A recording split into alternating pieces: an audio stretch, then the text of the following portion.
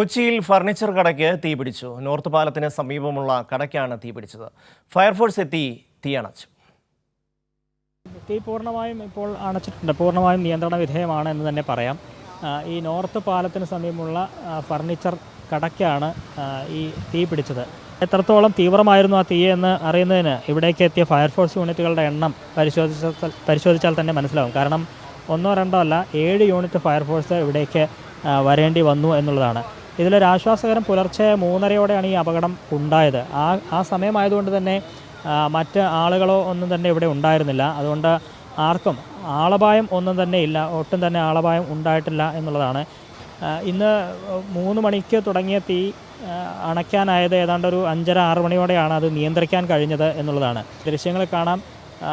നിരവധി യൂണിറ്റ് ഫയർഫോഴ്സുകൾ ഇവിടേക്ക് വരികയും അത് തുടർച്ചയായി വെള്ളം പമ്പ് ചെയ്തുകൊണ്ടാണ് ഈ തീ നിയന്ത്രിക്കാൻ കഴിഞ്ഞത്. ഇപ്പോഴും നേരിയ തോതിൽ ചിലയിടങ്ങളിൽ നിന്നായി ഇവിടെയായി ചെറിയ തോതിൽ ഒരു പുക ഉയരുന്നുണ്ട് എന്നുള്ളതാണ്. പക്ഷേ അത് ആശങ്കപ്പെടേണ്ട സാഹചര്യം ഇല്ല എന്നുള്ളത് തന്നെയാണ് ഫയർ ഉദ്യോഗസ്ഥർ പറയുന്നത്.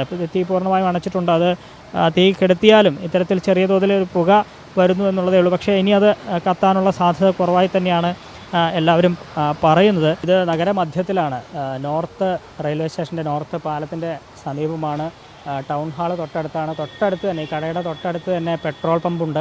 അങ്ങനെ നഗരമധ്യത്തിൽ തന്നെ നിരവധി വ്യാപാര സ്ഥാപനങ്ങളുള്ള ഒരു മേഖലയാണിത്. അവിടെയാണ് ഇത്തരത്തിൽ പെട്ടെന്ന് തീ പടർന്നത്. തീ ഒരു വിധം കൺട്രോൾ ചെയ്യാൻ കഴിഞ്ഞു അല്ലേ? കൺട്രോൾ കഴിഞ്ഞു.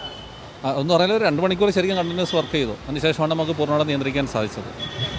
കാരണം എന്താണെന്ന് അറിയത്തില്ല, അത് നമുക്ക് ഐഡൻറ്റിഫൈ ചെയ്യാൻ സാധിച്ചിട്ടില്ല. എന്തായാലും 7 യൂണിറ്റ് ഫയർഫോഴ്സ് എത്തി തീ പൂർണ്ണമായും നിയന്ത്രണ വിധേയമാക്കുകയായിരുന്നു. ഇപ്പോഴും ചെറിയ തോതിൽ പുക വരുന്നത് മറ്റ് ആശങ്കപ്പെടേണ്ട സാഹചര്യമില്ല, മറ്റ് പ്രശ്നങ്ങളില്ല എന്നുള്ളത് തന്നെയാണ് പറയുന്നത്.